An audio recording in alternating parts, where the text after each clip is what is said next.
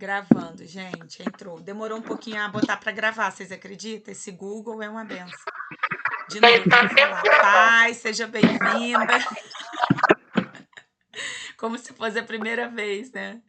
Hoje eu não posso falar amém, pastora, porque agora que começou a gravar, vocês acreditam? Mas é sempre bom nós estarmos juntas aqui, mesmo uma segunda-feira pós-metanoia, né? Eu creio que o Senhor nos renova, né? A gente serve e a gente se renova nele, né?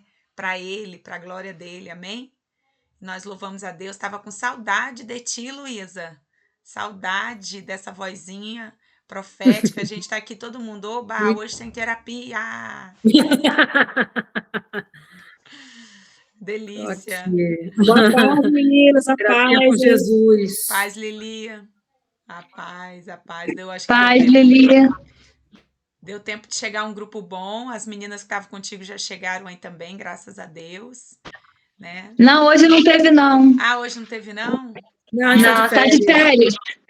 Ai, que delícia. Gente, tá muito frio, tem que ter férias, é inverno. Não sei o que essas escolas não deu férias ainda. Minha filha Aqui em ainda casa tá a é um semana frio toda. dobrado. Nossa. Pois é. Aqui.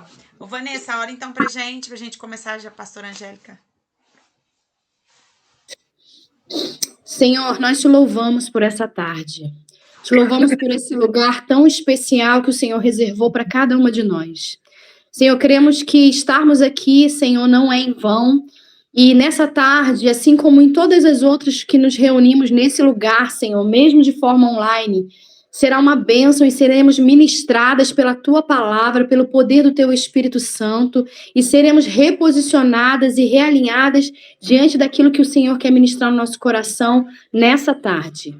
Nós te colocamos aqui a vida de cada pastora presente, colocamos também aquelas que não puderam, por algum motivo, estar aqui hoje, e te colocamos também a vida da Luísa, Senhor, como um instrumento em Tuas mãos.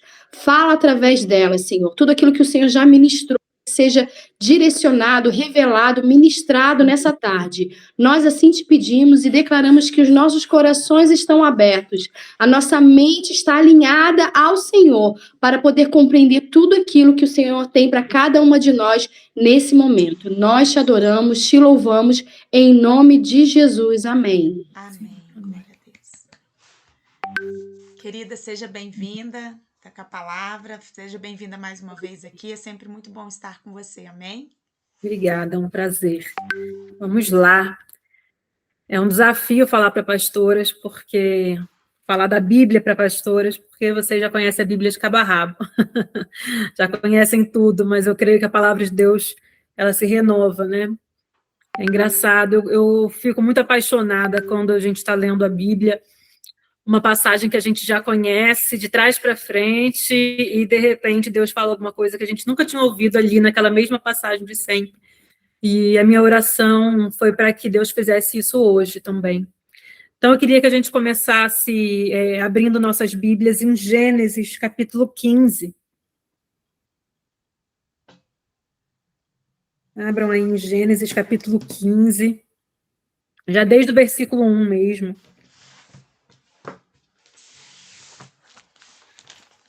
Oi, amém? Posso ler? Gênesis não tem nem dificuldade para abrir, né? É rapidinho. Então, vamos lá. Diz assim: a aliança de Deus com Abrão.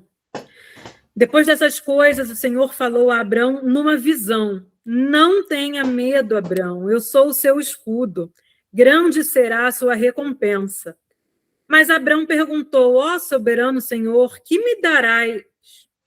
Se continuo sem filhos, o herdeiro que possua Eliezer de Damasco. E acrescentou: tu não me deste filho algum, um servo da minha casa será o meu herdeiro.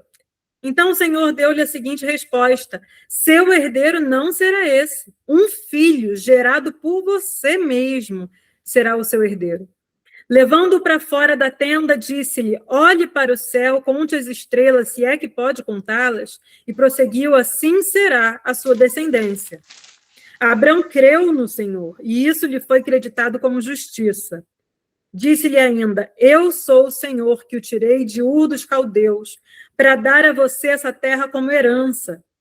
Perguntou-lhe Abrão: ó soberano Senhor, como posso saber que tomarei posse dessa terra?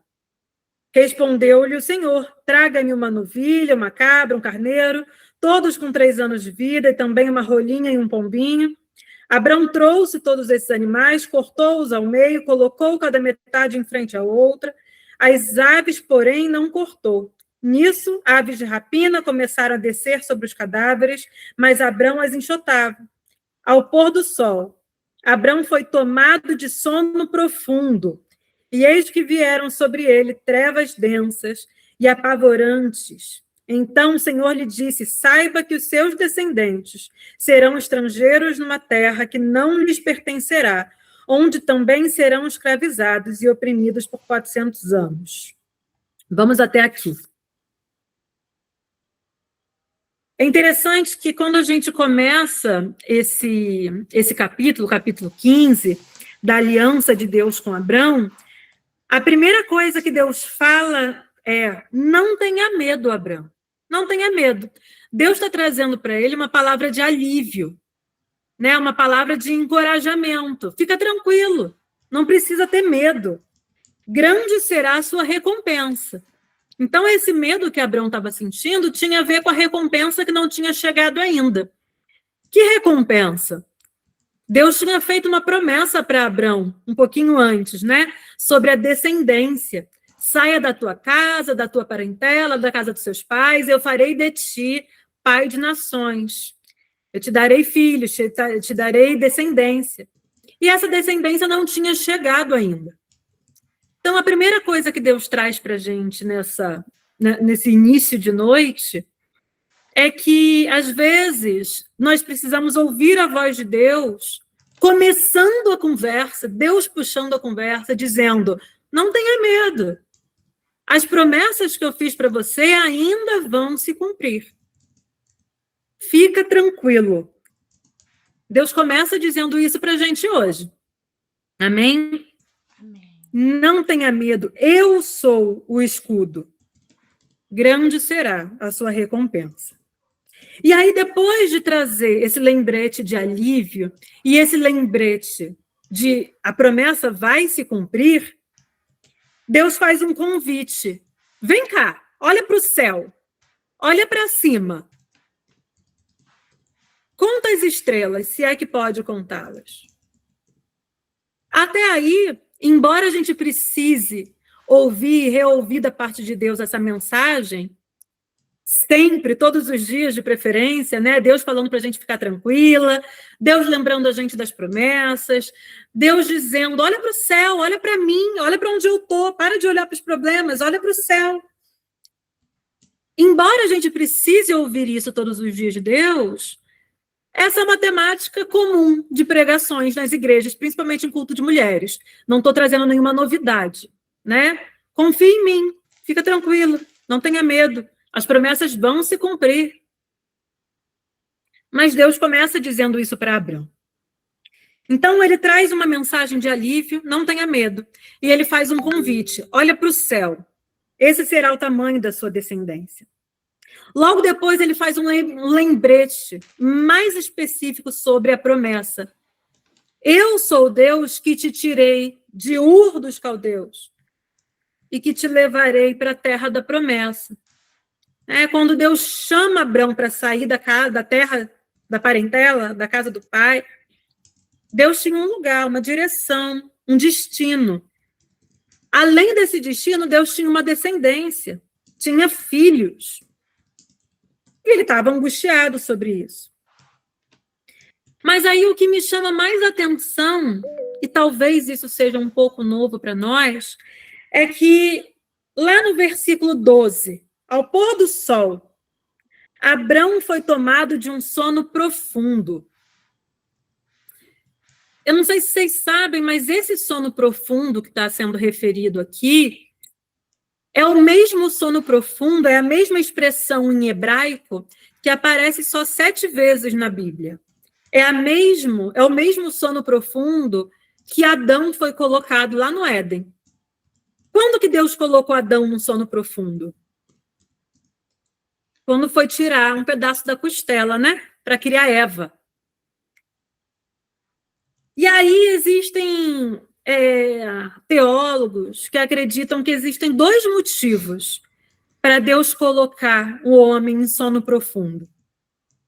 Ou é para fazer alguma coisa que não pode correr o risco de ter interferência do homem, ou é para Deus se revelar de maneira grandiosa.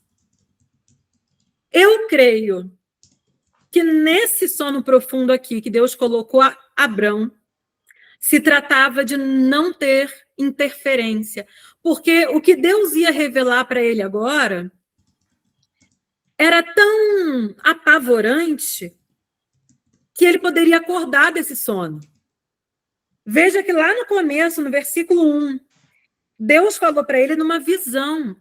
Deus estava falando para ele através de visão, através de sonho. E ele não podia se desconcentrar. Só que o que Deus ia mostrar agora era assustador. O próprio versículo, a própria Bíblia diz, né? No versículo 12, ao pôr do sol, Abrão foi tomado de sono profundo, e eis que vieram sobre ele trevas densas, apavorantes. Olha que interessante, Deus tinha algo para dizer que era apavorante. Algumas pessoas tendem a acreditar que tudo aquilo que vem da parte de Deus é lindo, reluzente, cintilante, com purpurina. Mas, às vezes, Deus tem coisas aterrorizantes para falar conosco. E não se trata só de edificação, de repente, te chamar a atenção sobre um pecado que você esteja cometendo. Ali não se tratava de algo que Abrão estava cometendo. Deus tinha algo para mostrar sobre o futuro, que era aterrorizante. E precisa que ele caia num sono profundo para que não haja interferência. E aí tem mais uma coisa que Deus trouxe para mim, para compartilhar com vocês. Quais serão as formas, né, metaforicamente, que cada uma de nós aqui pode estar vivendo de uma espécie de sono profundo para que a gente não interfira no que Deus quer mostrar e no que Deus quer fazer? Será que Deus tem tentado nos comunicar coisas e que ele precisa que a gente suporte não interferir nisso que ele está comunicando? Será que ele quer operar coisas na nossa vida e que ele precisa que a gente não interfira nisso que ele está operando na nossa vida ou através da nossa vida? Eu creio que grande parte das mulheres aqui nesse grupo são mulheres ativas, são mulheres líderes, né? E é difícil para a gente não se meter no que Deus está fazendo. A gente quer cooperar com Deus, né? Vou dizer, crendo na melhor das hipóteses, que a gente quer cooperar, a gente não quer atrapalhar. Pelo menos a nossa intenção é de cooperar. Mas, às vezes, o que Deus quer fazer através da nossa vida ou na nossa vida, ele precisa que a gente esteja num sono profundo, porque senão a gente interfere, senão a gente interpreta errado, senão a gente se antecipa, senão a gente mete os pés pelas mãos. E aí, o que será? Né? Isso é uma reflexão que cada uma vai guardar e vai perguntar a Deus depois.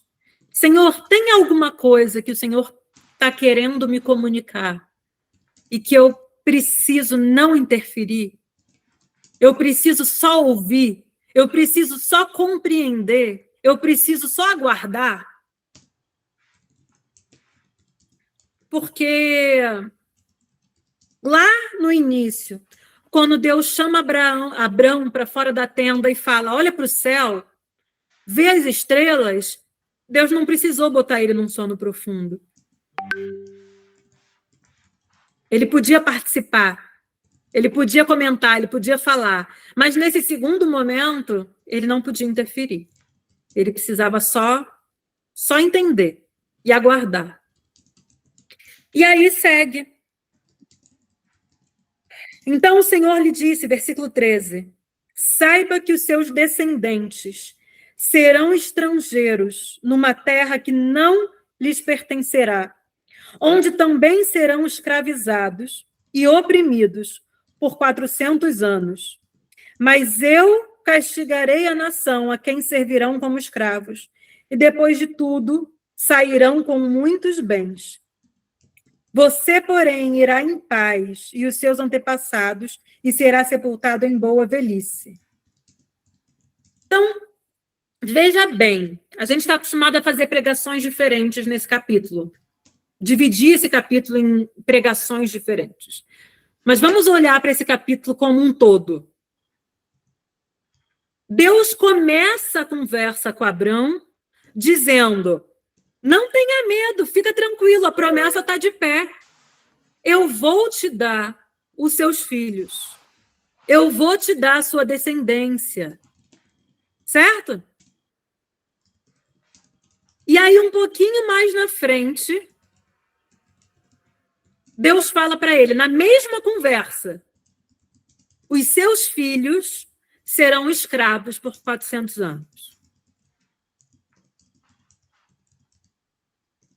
Olha que interessante. A gente está acostumado a fazer pregações lindas sobre creia na promessa, Deus vai te dar filhos, Deus vai fazer de você mãe, e aí chama para o apelo as mulheres estéreis, as mulheres que querem engravidar e não estão conseguindo, as mulheres que já não estão conseguindo mais esperar pela promessa, que estão perdendo a esperança. E Deus vai te dar aquilo pelo qual você tem esperado, Deus vai te dar aquilo pelo que você tem orado. E a gente para aí. Mas hoje Deus está nos convidando a ir mais além. Não tenha medo. A promessa está de pé. Eu vou te dar os filhos que eu te prometi. E os seus filhos serão escravos por 400 anos. Veja que interessante. Foi justamente nesse segundo tempo da conversa que Deus precisou botar ele num sono profundo.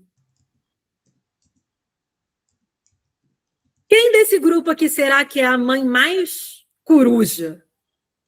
Será a pastora Angélica? Será a pastora Ludmila?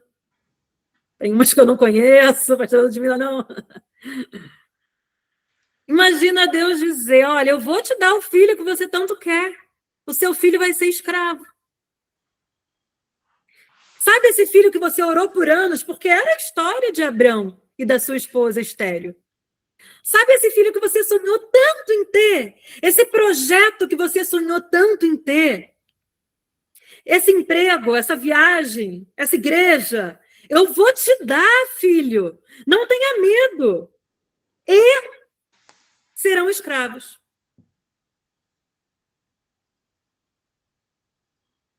Por que é tão impactante a gente ler esse contexto completo?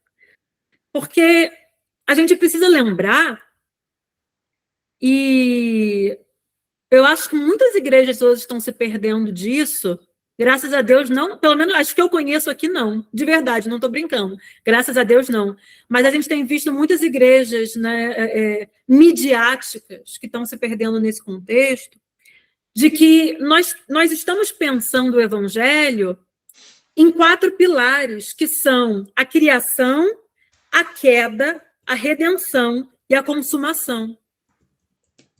Né? Deus criou a terra e a humanidade, tudo que existe. Nós caímos por escolha nossa. Jesus nos redimiu através do seu sangue na cruz. E passaremos pela consumação quando Jesus voltar. Quando a gente parte desse pilar, tudo e absolutamente tudo na nossa vida tem a ver com esse quarteto. Os filhos que Deus nos dá têm a ver com a obra da redenção. Toda a nossa história aponta para Cristo. Nós estamos acostumadas a ler o Antigo Testamento, entendendo que todas as histórias do Antigo Testamento apontam para Cristo. Mas a verdade é que a nossa história atual ainda aponta para Cristo, que há de voltar.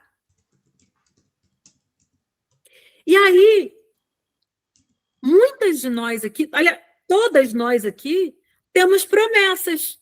Algumas já se cumpriram, outras ainda vão se cumprir.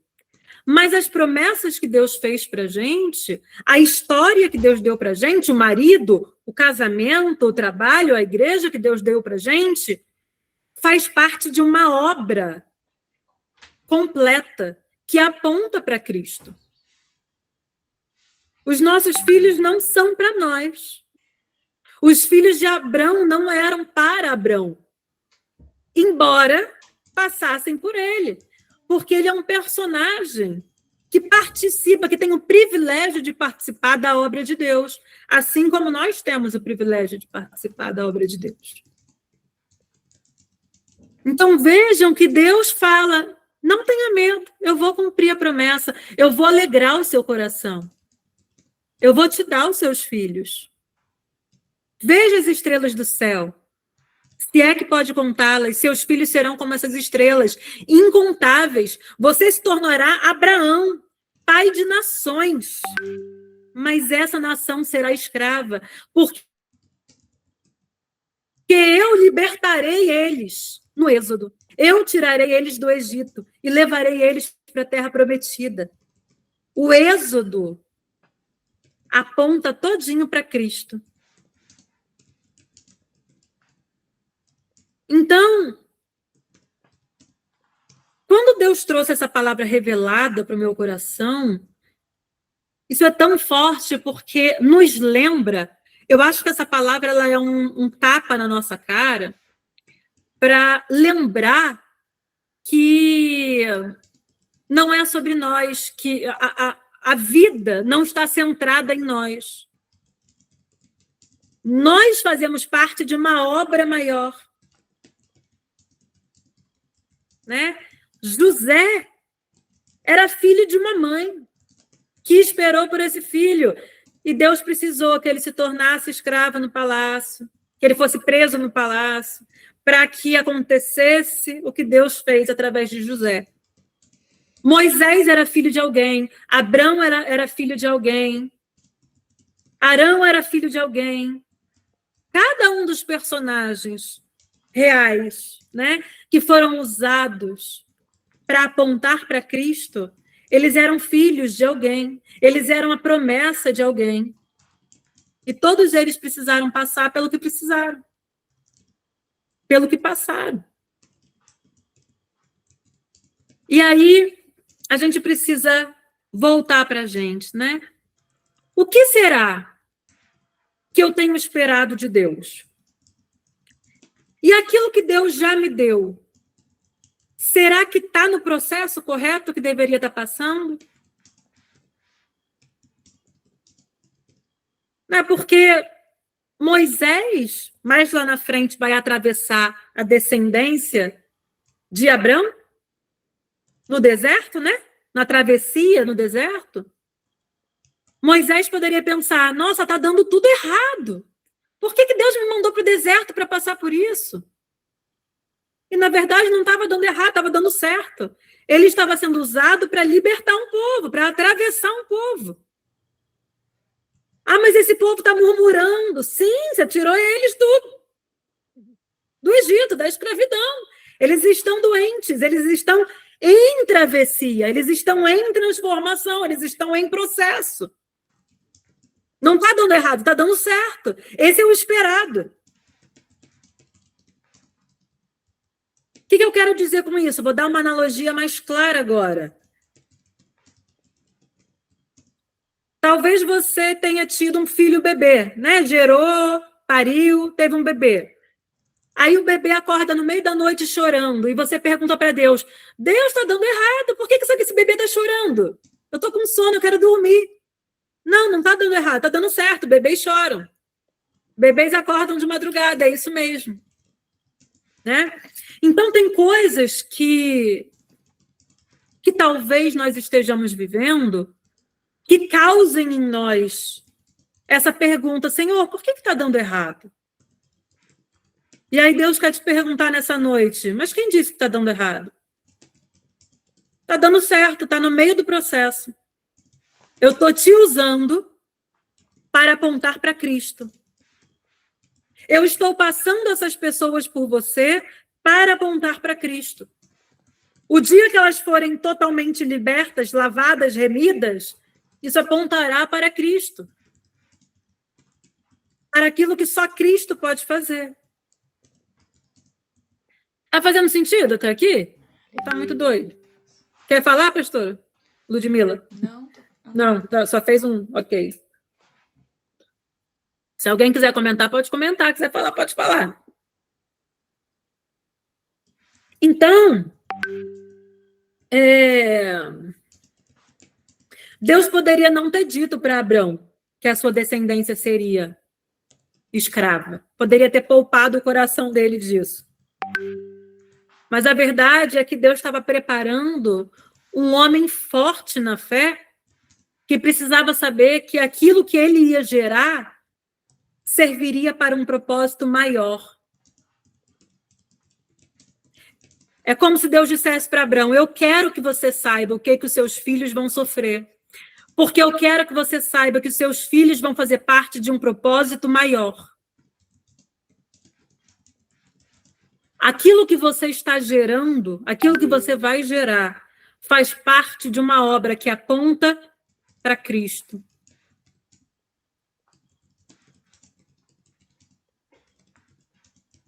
Faz parte de uma obra que vai precisar de salvação, de libertação, que vai precisar de milagre. Faz parte de uma obra, né?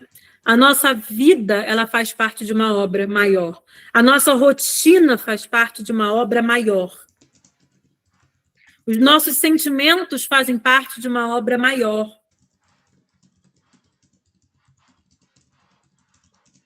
E aí é claro que eu não ia perder, pastora Ludmila, a oportunidade de falar do que Deus está fazendo comigo recente, né? Algumas estão mais de perto, estão sabendo, outras talvez tenham visto só na internet, mas faz nem um mês e meio, estou olhando aqui na data, 1 mês e meio que eu fraturei minha coluna, né? Numa queda, aqui na minha casa.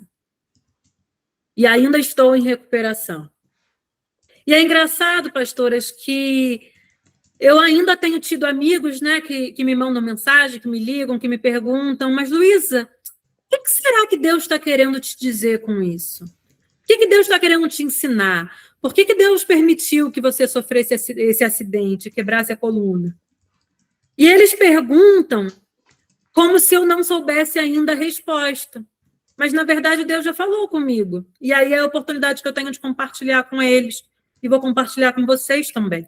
Porque tem a ver com o que a gente está falando. Tem a ver com essa obra maior, né? No momento da queda, eu fiquei por 1 hora deitada no chão, esperando o socorro que não chegou, inclusive, né? Esperando a ambulância que não chegou. E durante essa 1 hora eu tive tempo para pensar. Fiquei 1 hora ali pensando, refletindo, orando, pensando por muitas coisas, em muitas coisas. Mas no primeiro minuto e meio foi o pior, porque foi 1 minuto e meio que eu não conseguia respirar, eu fiquei com a minha respiração travada. Então, fiquei agonizando ali no chão, né? E nesse minuto, ali eu estava vendo uma batalha espiritual. Eu estava caída no chão e o diabo estava por trás de mim, eu ouvia a voz dele.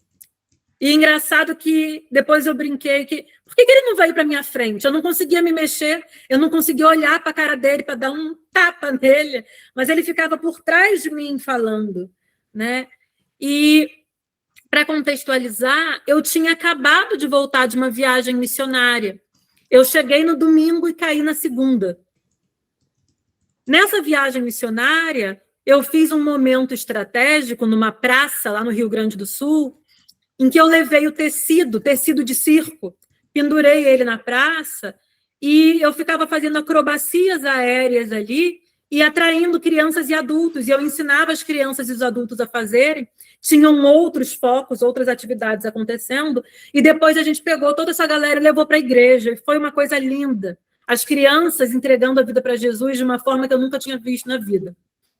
Mas o ponto didático é que Foi a primeira vez que eu fiz uma missão em que eu servi com o meu corpo, literalmente com o corpo. Normalmente eu sirvo com a mente, como psicóloga, com cuidado da saúde. Nessa missão, eu servi com o meu corpo. E as acrobacias que eu fazia, eu tinha a minha coluna como apoio. A minha coluna ficava apoiada no tecido enquanto eu virava de cabeça para baixo e fazia todas as minhas piruetas, né? Cheguei da viagem no domingo, caí na segunda-feira, 10 da manhã, com a minha xicrinha de café na mão. E quando eu caí, que o diabo começou a falar atrás de mim, ele disse assim: tudo que você colocar a serviço de Deus, eu vou tocar. Você colocou as suas costas, eu toquei nas suas costas. Na hora eu lembrei de Jó, né? Porque eu bem sei que o diabo estava tentando me amedrontar, mas ele não toca em nada sem a permissão de Deus. Mas essa era a fala dele. Tudo que você colocar, eu vou tocar. Pela primeira vez você serviu com seu corpo, eu toquei no seu corpo. Vai, coloca mais coisa.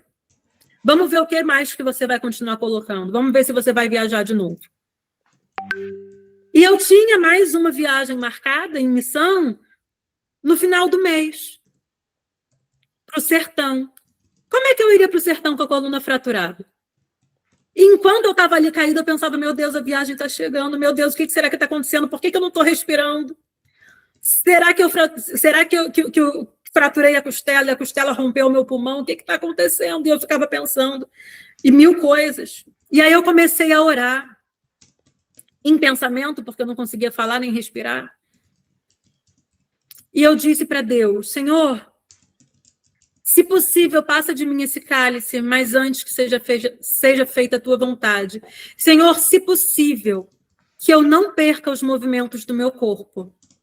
Mas se o Senhor quiser que eu perca alguma coisa, e eu puder escolher, que eu perca os movimentos só das pernas. Não me deixa perder o movimento das mãos. Na cadeira de roda eu consigo fazer muita coisa. Essa foi a minha oração. Quando eu acabei de orar, eu já não ouvia mais o diabo falando nada, e eu fui voltando a respirar. Minha respiração começou a voltar. E eu mexi meus pés, minhas mãos, vi que estava tudo mexendo, agradeci a Deus. E ali eu estava. Alguns dias depois disso, dessa queda, eu estava orando e o Espírito Santo me trouxe a lembrança de que 2 semanas antes da minha queda, eu tinha feito outra oração. E nessa outra oração eu disse o seguinte para Deus: Senhor, eis aqui a minha vida, eu te entrego ela. E aí eu disse para ele, mas eis aqui a minha vida de verdade. Eu não estou falando da boca para fora, não é uma frase feita. Eis aqui o meu corpo, eis aqui a minha profissão, eis aqui a minha família. Eu lembro de ter falado essas 3 coisas. Eis aqui o meu corpo, a minha profissão, a minha família. Faz o que o Senhor quiser fazer. Ensina quem o Senhor quiser ensinar. Me usa como exemplo, como testemunho para quem o Senhor quiser. Pode chegar no ponto que precisar chegar. Eis aqui a minha vida. Então, o Espírito Santo me lembrou que 2 semanas antes eu tinha feito essa oração. 2 semanas depois, ele usou o meu corpo. E mais à frente eu saberia o porquê.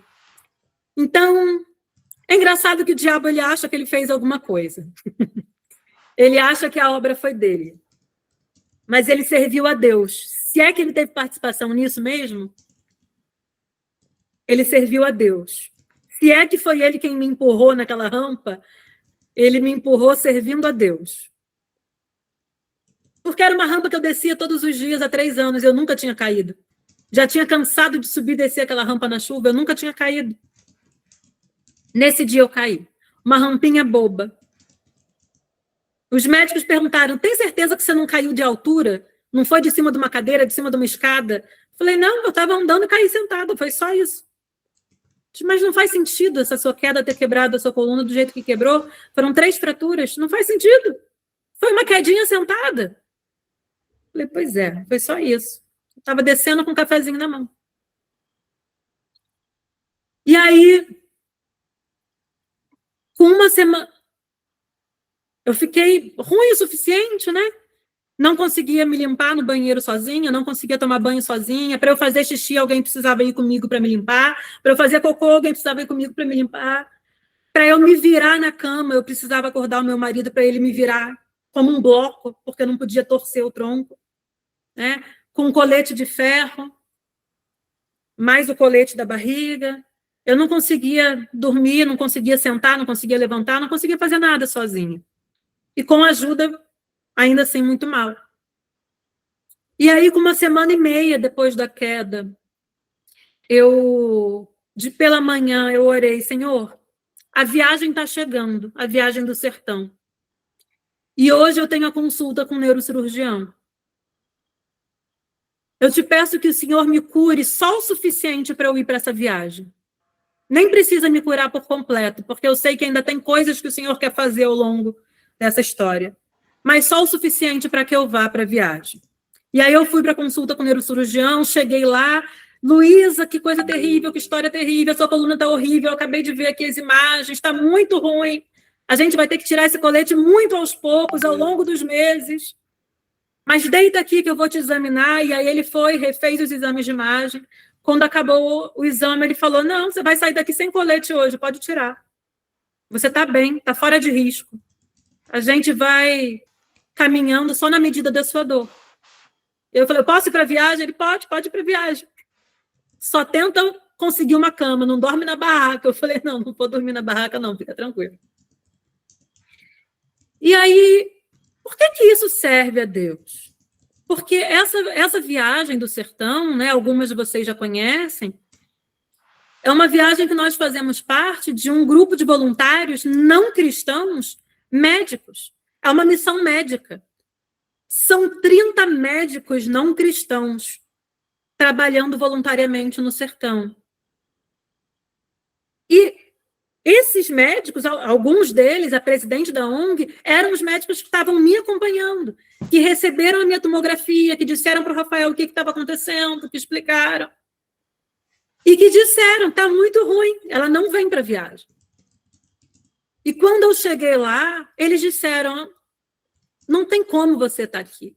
Não tem como você estar andando, não tem como você estar sem colete. Não faz sentido. Eles disseram, eu vi a sua imagem. Eu vi a sua tomografia. Não tem como você estar aqui. E aí eu pude falar de Jesus para eles. Eu disse, mas eu falei para vocês que Jesus me curou. Vocês não acreditaram? Por que eu ia vir? Que eu ia trabalhar, que eu ia fazer tudo que vocês vão fazer também. Então, que tipo de milagre Deus precisa fazer para que médicos creiam no poder de Deus? Para alcançar médicos, precisa ser cura. E para uma cura acontecer, alguém precisa estar doente. Por que não eu? Por que não você?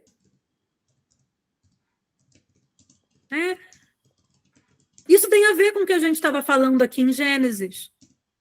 Olha, Abrão, eu vou te dar a sua promessa, mas os seus filhos serão escravos, para que o meu nome seja glorificado através da libertação que eu vou operar. E aí Deus diz, olha, Luísa, a sua coluna será quebrada, para que o meu nome seja glorificado através da sua vida. Para cada uma de nós, Deus vai ter um convite, uma promessa, uma história que faz parte da obra e que não se encerra em nós. É claro que todos os dias nós vamos orar pedindo a Deus livramento e saúde.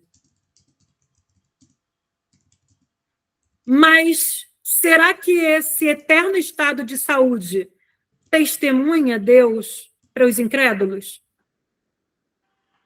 Será que uma vida plena, sem nenhum perrengue, serve para contar milagres, testemunhos de Deus para quem não crê em Deus? Ou será que nós estamos dispostos a ser a pessoa que está vivendo o milagre para que Deus seja glorificado?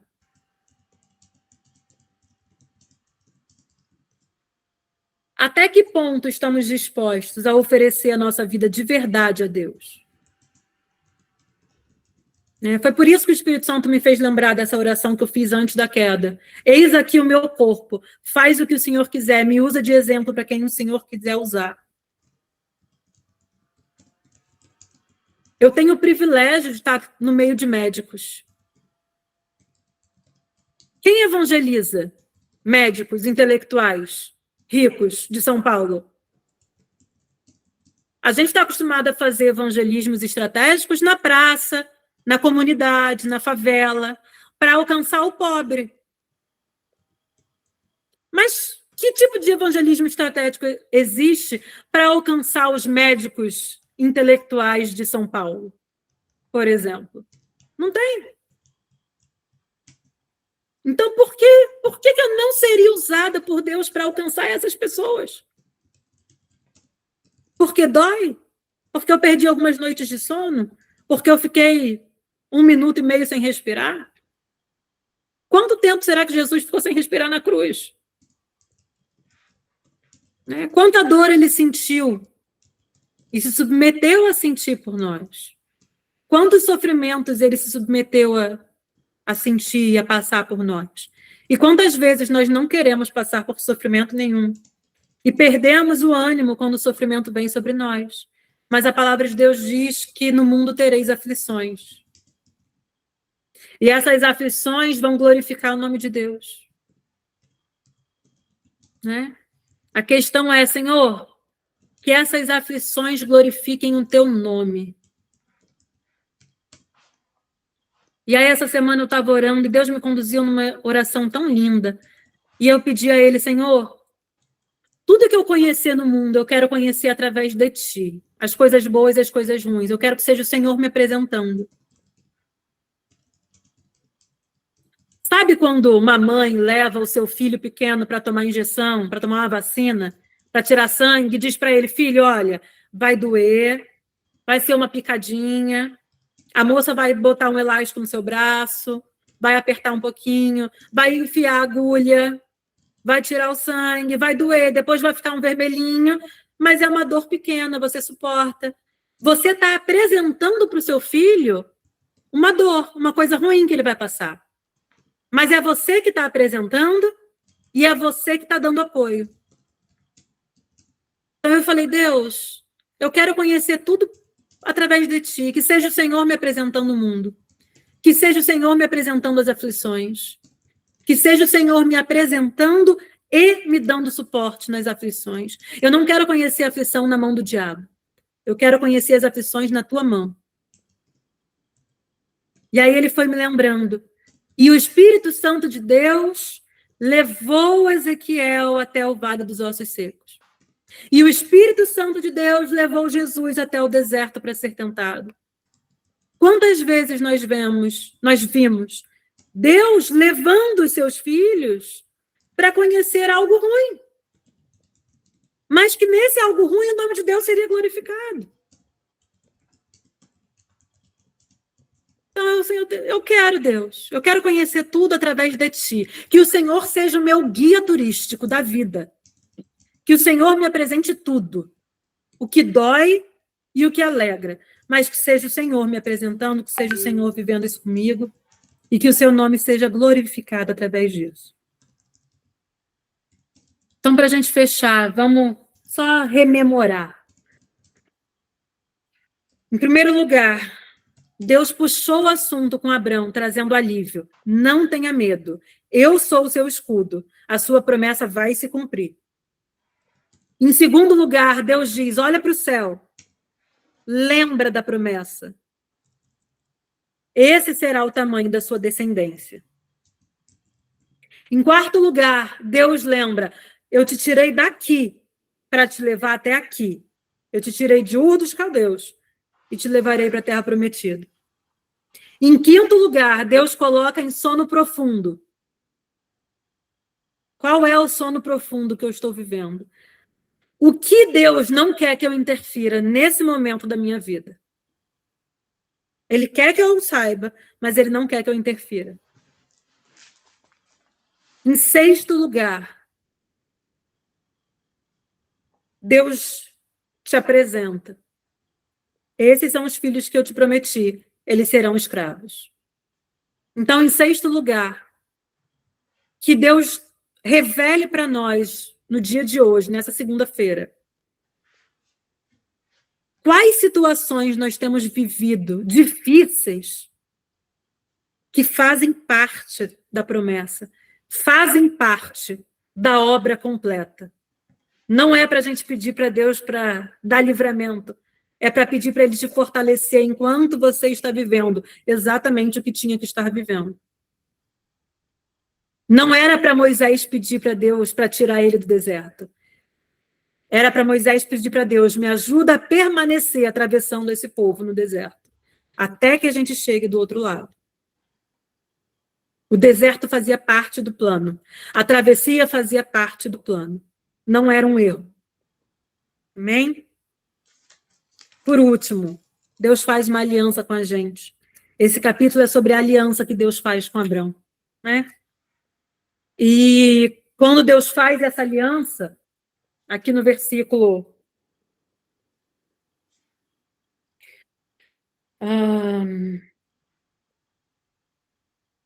no versículo 9, traga-me uma novilha, uma cabra, um carneiro. Abrão trouxe todos esses animais, cortou-os, né?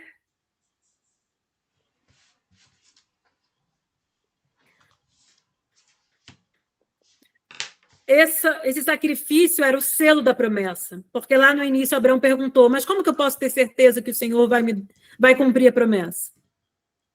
E aí Deus fala, traz o sacrifício é o selo. Ele cortou uma aliança com Abrão. O sangue foi derramado dos animais. E existia um ritual, né, de que quando dois homens faziam uma aliança, eles cortavam juntos os animais, ao meio. E esses dois homens passavam entre os animais e o sangue derramado. Como quem diz, se um de nós dois quebrar essa aliança, acontecerá com quem quebrou o mesmo que aconteceu com esses animais. Quando Deus pede para Abrão botar os animais cortados ali, só quem passa no meio dos animais é Deus. A chama se acende e a chama passa no meio dos animais. Depois leiam com calma para lembrar. Deus está dizendo, eu estou fazendo uma aliança contigo, e essa aliança é unilateral. Só eu estou fazendo aliança. Só eu estou me comprometendo. Mas se um de nós dois falhar, inclusive você, só eu vou pagar o preço. E foi Jesus quem pagou o preço da aliança unilateral que Deus fez conosco, com a humanidade. Então, Deus faz a promessa, Ele paga pela nossa falha na promessa, Ele nos traz alívio sobre a promessa, Ele nos lembra da promessa e Ele nos diz, a promessa tem a ver comigo, não tem a ver com vocês. Tudo vai apontar para mim. A sua vida aponta para mim. A sua família aponta para mim. Os seus filhos apontam para mim.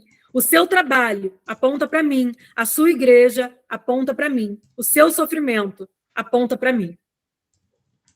Eu sou o centro. Eu, Jesus, sou o centro. Descentralize. Saia do centro. Eu sou o centro. Amém, meninas?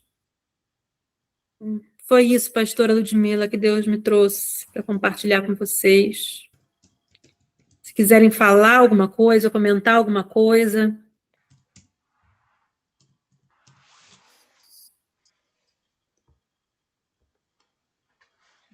Eu creio que todo mundo, né? Cortou profundo, né, meninas? E a gente tem que selar essa palavra também com uma oração, né? Orando, porque ela é muito poderosa. Foi resposta para mim.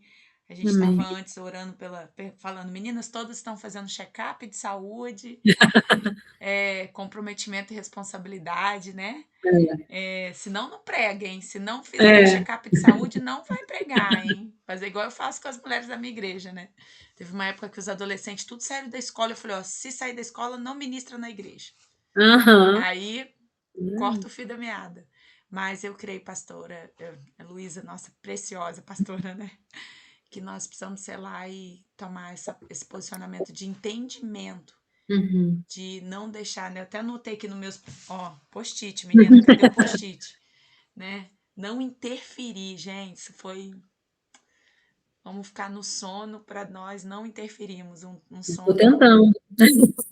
amedrontador. Não é pouca coisa não, tá? Não É, adianta ficar com gripe de 3 dias não, Sinara, tem que não. ser de 8 dias, 10 dias. Não adianta nem fraturar a coluna. Eu tô Fraturar a tentando coluna gripe de também. entender isso. idoso. Eu nem falo, Luísa, nem falo Sono coluna. profundo. Ô, Ludmila, Luísa, palavra maravilhosa. Eu queria também comentar que veio muito forte ao meu coração quando você estava falando que a promessa ela não anula o processo, né? Ah, E que cheguemos ao nível de Abraão, porque para Abraão Deus avisou, né? O que ia vir pelo caminho. é. A gente entrega a nossa vida ao Senhor, confia nele e vai seguindo, né? Vai seguindo em frente. Uhum. Mas a promessa não anula o processo, né? Deus promete, mas tem um processo aí até a gente chegar nessa promessa, né? Uma palavra maravilhosa, edificante, viu? Muito bom Amém. mesmo. Maravilhosa. Glória. Amém. Mais alguém levantou a mãozinha para a gente orar? Você ora, Luísa, com a gente? Agora, Amém. então vamos lá. Senhor, nós queremos te agradecer pela tua palavra que se renova todos os dias, por tudo aquilo que o Senhor tem a nos ensinar, Deus, porque bem sabemos que no meio das aflições, Senhor, esquecemos das palavras que já conhecemos. Porque teoria, Senhor, todas nós conhecemos, mas viver o evangelho na prática é sempre mais difícil. E por mais, Senhor, que a gente já tenha vivido, existem momentos em que estamos fracos e a tua palavra também diz que precisamos ter amigos que vão nos levantar nesses momentos. Estamos aqui, Senhor, construindo uma rede de mulheres, de pastoras que se comprometem umas com as outras no teu reino, Senhor. Porque tem momentos que vamos entrar para a caverna e sabemos que o Senhor usará umas às outras para perguntar o que você está fazendo aqui dentro. Sabemos, Deus, que teremos momentos que sentaremos debaixo da árvore e pediremos para morrer, mas o Senhor usará umas às outras para trazer pão, para trazer água e dizer: come, dorme. E amanhã levanta, porque a jornada é grande, o caminho é grande. Senhor, sabemos, Pai, que a tua palavra se renova todos os dias e nos renova todos os dias. Poderíamos passar a vida lendo esse mesmo livro, porque ele continua sendo vivo e novo todos os dias. Te agradecemos pela sua palavra, que nos alimenta, que nos edifica, que nos confronta, que nos convida, Deus, a viver um momento um pouco mais à frente do que já vivemos antes. Queremos entender, Deus, que a nossa vida faz parte da sua obra de redenção e de consumação. A nossa vida não é sobre nós. Os nossos planos não são nossos. Eles precisam ser os teus. Os nossos filhos são teus. O nosso fôlego é teu. Nos ensina todos os dias, Pai, a humildemente abrir mão do nosso corpo, do nosso trabalho, do nosso ego, da nossa vaidade, dos nossos sonhos e nos alegrarmos em viver os teus planos, Senhor, para nós. Que tudo em nós te sirva, é o nosso pedido nessa noite. Que tudo em nós, que tudo na nossa vida se renda a ti. É o que te pedimos em nome de Jesus. Amém. Amém.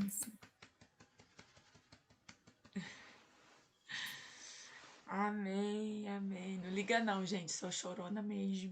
Me entrego. Amém, amém. Amém. Mais alguém aí falou alguma? Amém? Parece que eu vi. Ah, não, só tá batendo palma, tá levantando. Vamos levantar as nossas mãos agora, Luiz. A gente depois quer te tocar também, né? Que a Amém. palavra de Deus diz para nós ungirmos os enfermos, eles ficaram curados, esse selo sobre a tua coluna, amém? Senhor, nós declaramos a unção completa dessa obra linda que o Senhor está fazendo, Senhor, na vida da Luísa, no ministério, na família dela, na casa dela. Pai, como o Senhor, Pai, deu sono profundo a Adão, Pai, e ele ali, Senhor, tirou da medula dele o melhor para formar, Senhor, a mulher, Senhor, doce. Nós também, Senhor, declaramos que o Senhor está, Deus, trazendo a existência na vida da Luísa o melhor, a melhor parte ainda está por vir. E o Senhor fará dela, Senhor, fruto, Senhor, água viva, água doce, Senhor, a jorrar, Senhor, que cura, Senhor, pessoas que leva, Senhor, o evangelho puro e simples para transformar. Nós a abençoamos e declaramos a cura completa. Esse testemunho, Senhor, será acrescentado em dias, para que o teu nome seja honrado e glorificado, Senhor. Em nome de Jesus, nós a abençoamos e liberamos, Senhor, esse fôlego do Senhor, em nome de Jesus. Amém, amém. Amém. Esse novo livro, né, Luísa? Amém. Nós estaremos juntas contemplando a bondade do Senhor na tua vida, tá bom, preciosa? Amém. Obrigada de coração. Tirou uma fotinha aí, gente? Tirou, Lu? Zé sempre tira fotinha. Alguém tira uma fotinha aí? Ai, Priscila voltou. Aleluia, glória a Deus. Meninas, Alguém tirou? tirou? Não? Essa semana a gente tem encontro lá na Pastora Silvana. Espero vocês. Vai ser uma benção. Vamos de xadrez. Coloca alguma coisinha xadrez para dar um charme. E eu creio que será muito poderoso. Amém? Que a gente se encontre. Luísa, se tiver de férias, dá um pulinho lá para a gente se abraçar. Amém. A gente te vê inteira para a glória de Deus. Amém? Ó, beijo no coração, meninas. Obrigada. Amo vocês. Amém.